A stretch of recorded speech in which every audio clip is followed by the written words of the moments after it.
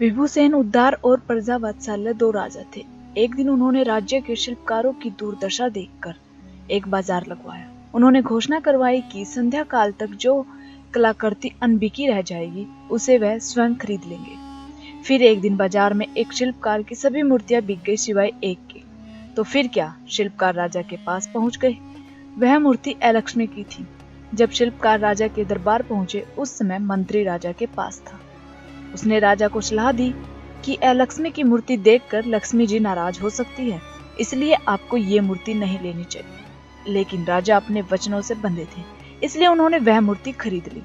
दिन भर के कार्य से निवृत्त होकर राजा जब सोने चले तब उन्होंने एक रोने की आवाज सुनी। राजा ने देखा कि बेशकीमती वस्त्र आभूषण से सुसज्जित एक स्त्री रो रही है। राजा ने उससे रोने का कारण पूछा तो जवाब मिला, मैं लक्ष्मी हूँ। आज अलक्ष्मी की मूर्ति लाकर आपने मेरा अपमान किया है, आप उसको महल से बाहर निकाले।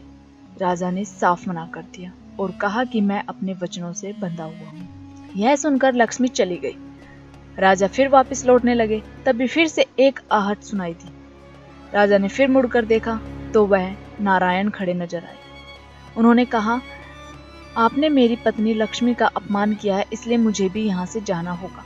राजा बिना कुछ बोले फिर अपने कक्ष की ओर बढ़ने लगे। साथ ही एक और दिव्य आकृति पर उनकी निगाह पड़ी और राजा ने कहा, अगर आप भी इस महल को छोड़कर जाना चाहते हैं तो चले जाइए, लेकिन मैं अपने धर्म से पीछे नहीं हटूंगा।